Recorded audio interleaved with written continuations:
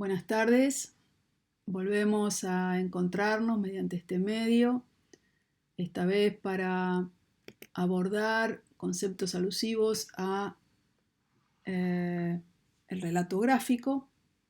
Vamos a reflexionar sobre algunas cuestiones que nos permitan expresar y comunicar nuestras ideas a través de dibujos y registros en general. ¿Cómo contar arquitectura a través de imágenes? Observar, valorar, expresar. Algo muy importante a considerar es la capacidad de observación. Vale decir, la capacidad de entrenar para definitivamente saber mirar.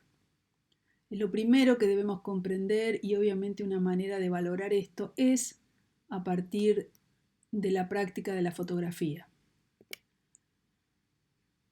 En el cuento Las babas del diablo de Julio Cortázar, el autor cita, escribe: entre las muchas maneras de combatir la nada, una de las mejores es sacar fotografías, actividad que debería enseñarse tempranamente a los niños, pues exige disciplina, educación estética, buen ojo y dedos seguros.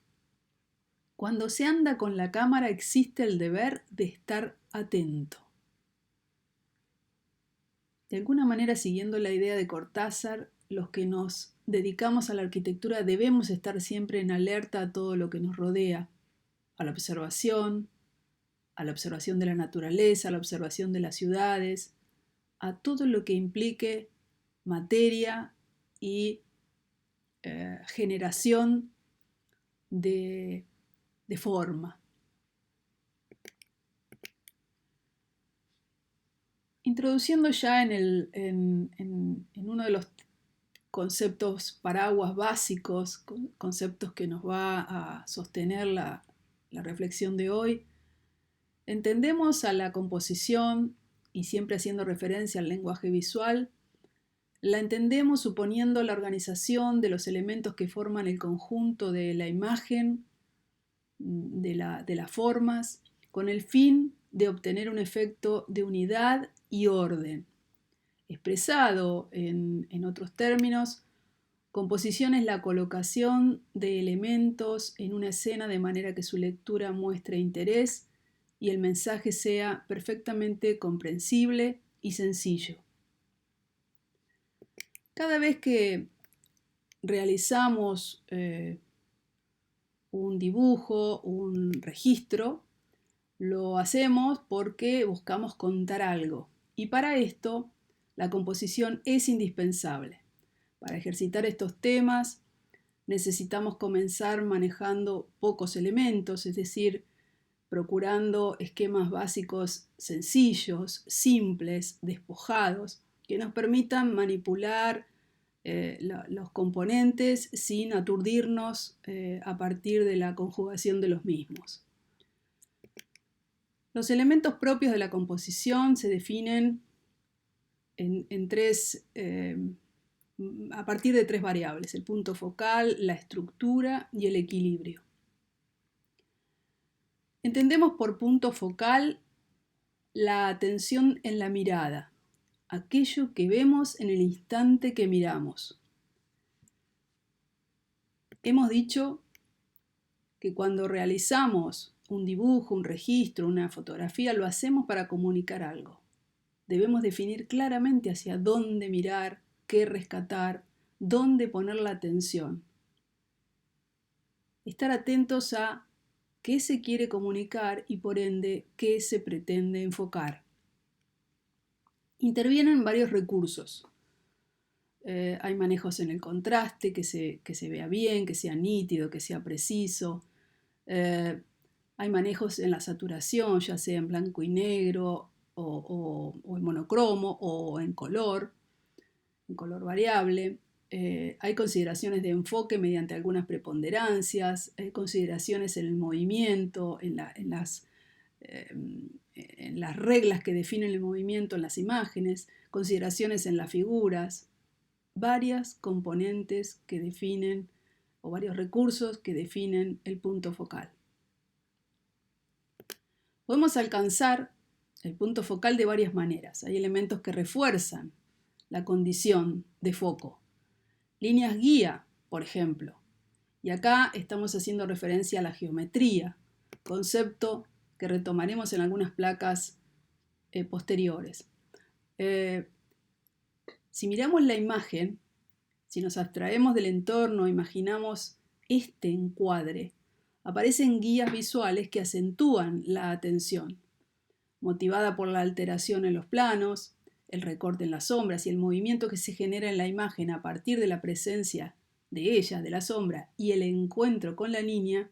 Ahí está el foco. Entre el componente sombra y el componente niña, la imagen encuentra el equilibrio perfecto. Esto es lo que debemos analizar y coherentizar en la comprensión para que tal situación ocurra. Tenemos que pensar el enfoque, estudiar el enfoque y a partir de eso decidir la intención y producirlo. Conseguir atractores visuales de manera consciente y producirlos en la composición. Esa es la intención. Un ejemplo más, del mismo tipo, notamos cómo las guías de los peldaños, la guía que genera la fuga de la escalera, sostienen nuestra mirada y movilizan nuestra mirada, captando al instante la figura del niño. Rápidamente la figura capta eso. La atención busca a las personas y en especial los ojos. Es una respuesta automática. Cuando hay personas en una imagen, la atención se centra fundamentalmente en ellas. Es como si entendiéramos por defecto que son los protagonistas en la foto. Probablemente ocurra porque si tenemos que identificarnos con algo, lo haremos con una persona antes que con un objeto inanimado. La atención se centra en lo que es distinto, ya sea por ubicación, por color, por posición. Otro ejemplo más, dentro de la masa que vemos de piezas de hormigón se destaca la diferencia. Lo que vemos, el contexto que vemos es el Museo a los Judíos de Europa Asesinados, también conocido como Monumento al Holocausto. Recuerda a las víctimas judías, fue diseñado por el arquitecto Peter Eisman, está situado en la ciudad de Berlín y fue inaugurado en el año 2005. Siempre es bueno y válido revisar obras que son paradigmáticas dentro de lo que es la historia de la arquitectura. Esta es una de ellas. La atención suele acudir a aquello que contrasta en la imagen, aquella pieza que está fuera de lugar. Por lo tanto, cuando hay un elemento que es distinto al resto, este será el que se lleve nuestra atención. En una toma en la que aparezcan elementos similares repetidos, si uno de ellos tiene diferente forma o tamaño o diferente color, romperá el ritmo de la composición y los ojos irán directamente a él, porque entiende que no sigue el mismo patrón que los demás. Vale decir, el tamaño, la forma o el color, por tanto, son factores con los que podemos romper el ritmo de una composición para atraer la mirada. En la imagen las enfermeras captan nuestra atención. ¿Por qué? Porque desentonan con el fondo, se recortan, se aíslan y lo hacen por forma, por color, por ubicación extrema. La utilización consciente de figura-fondo es vital para conseguir estos efectos.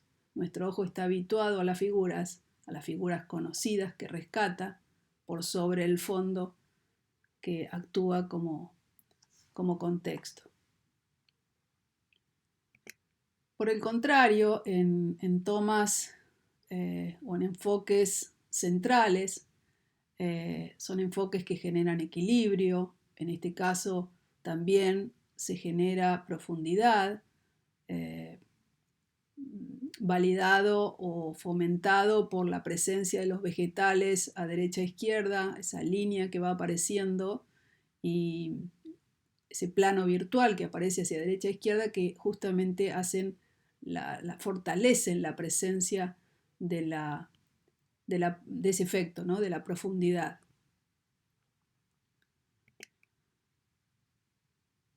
Un concepto vital en la composición es la estructura, es decir, la organización de elementos basada en reglas y proporciones, en reglas geométricas subyacentes u ocultas. Si consideramos el soporte, sea una pantalla o sea un soporte material, vamos a ir definiendo los trazos reguladores, los trazos que lo ordenan, como es la mediana horizontal, la mediana vertical, la mediana izquierda, la mediana derecha, guías que establecen áreas, que establecen zonas, que permiten manejar visualmente, mentalmente la organización dentro de ellas, permiten establecer condiciones protagónicas o condiciones de preservación en función de buscar intenciones o eficiencia en la comunicación a partir de determinados juegos o campos puestos en valor. Conocer estas guías nos ayudará a poder manipular nuestros soportes, ya sea con una cámara, ya sea con una composición en papel, en soportes pequeños, en soportes más grandes. Todas tienen la misma particularidad para su organización. Los pesos visuales. Se percibe mayoritariamente mayor liviandad en elementos situados en el área superior que cuando están ubicados en el área inferior. En el área inferior se ven, se entienden con mayor peso, al menos en situaciones mayoritarias. Si la organización responde a ubicaciones verticales en soportes horizontales, en apariencia hay mayor ligereza percibida en elementos de izquierda y mayor acento visual o peso con los elementos ubicados a derecha. Si hablamos de equilibrios, en este caso se presenta un equilibrio simétrico porque se encuentran los pesos equidistantes al centro del soporte, en áreas centrales, aunque los componentes no sean iguales. De todas maneras, mantiene la condición de equilibrio. En este caso, justamente, expresa un equilibrio asimétrico, pues los componentes se desplazan del área central y se ubican en zonas periféricas, o por lo menos en zonas no centrales al soporte. Si hablamos de la estructura compositiva en el soporte, podremos establecer las preponderancias en función de decisiones o de justamente voluntades horizontales, verticales o intenciones superior-inferior, centrales, diferentes maneras de lograrlo a partir de consideraciones de organización de soporte internas a él. ¿Qué queremos o qué nos parece? En función de eso adoptaremos la organización que nos conduzca a ese logro. Si cuando en placas anteriores hablábamos de geometría, nos referíamos a justamente la organización geométrica dentro de la imagen, entonces empiezan a aparecer y a surgir los trazos reguladores, las retículas, las líneas guía, producto de la ubicación de componentes. En este caso vemos un formato orientación horizontal y un formato orientación vertical con la expresión de sus ejes, de sus trazos reguladores a partir de la ubicación de componentes. Observemos que en ambos casos presentan condiciones de equilibrio expresados justamente por la tensión, en el primer caso, puesta a partir de dividir en diagonal en el área superior derecha y área inferior izquierda a partir de la composición o de la ubicación de ese elemento masa mayoritario, y la colocación de elementos hacia un lado y hacia el otro que equilibran esa diagonal. Es un formato, una organización en el formato que efectivamente consigue el equilibrio a pesar de no tener una resolución simétrica. El equilibrio no necesariamente responde a condiciones simétricas. Más bien es mucho más agradable un equilibrio que justamente se logra a partir de elementos diferentes, pero equilibrados por peso, por forma, por coloración, etcétera, etcétera.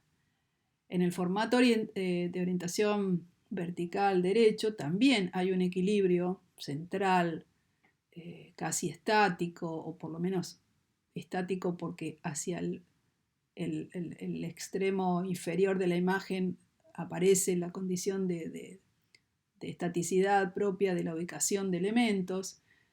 Cae esa vertical mediana vertical que divide en áreas casi iguales hacia un lado y hacia el otro. La especulación en el manejo de bandas que van logrando cierta quietud y cierto equilibrio para terminar de condensar el equilibrio en ese encuentro de medianas en el sector inferior. Todo como consecuencia de la ubicación de componentes, y la ubicación de componentes como consecuencia de manejar mentalmente los pesos visuales y la composición adecuada.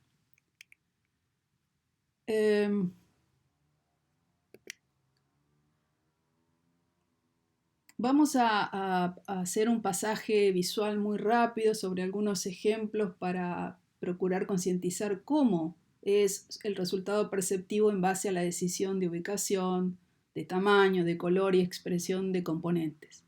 En este caso vemos un panel resuelto a partir de determinados componentes. La ubicación de componentes arroja este encuentro de trazos guía, de líneas guía, de retícula reguladora para la composición particular y general. Identificamos los distintos componentes, vemos unidades gráficas, fotos o render. Los renders son imágenes de alguna manera fotorrealistas a partir de modelos 2D o 3D por medio de resoluciones de programas de software. Vemos también bocetos a pulso, como el de la derecha en color, bocetos hacia el área central, más retrasado o más en una ubicación más retraída. Una alineación de registros más conceptuales, con trazos sueltos, pero con fuerza cromática importante hacia el inferior de la imagen. Y por último, los componentes, unidades de texto que de alguna manera resuelven la ubicación de ese texto de manera tal que acompañe, que ilustre, que clarifique sin entorpecer, sin mezclar, sin abundar, sin de alguna manera competir con la imagen. Cada uno en su lugar preciso y con el protagonismo necesario. El texto siempre debe acompañar y no ser relevante. Los arquitectos nos comunicamos a partir de registros gráficos. Nuestro diálogo es a partir de piezas gráficas. Bien, otro ejemplo más, definido a partir de 4 áreas, áreas que tienen un desarrollo o una composición de manera identitaria, cada una en sentido vertical, dentro de un soporte general con acusada proporción horizontal. Sin embargo, la identidad de cada una de las áreas se reconoce como vertical. Esto tensiona de alguna manera esta decisión, ¿no? Del soporte muy horizontal, la organización de cada área en el sentido vertical. ¿Y cómo se logra eso? Bueno, a partir de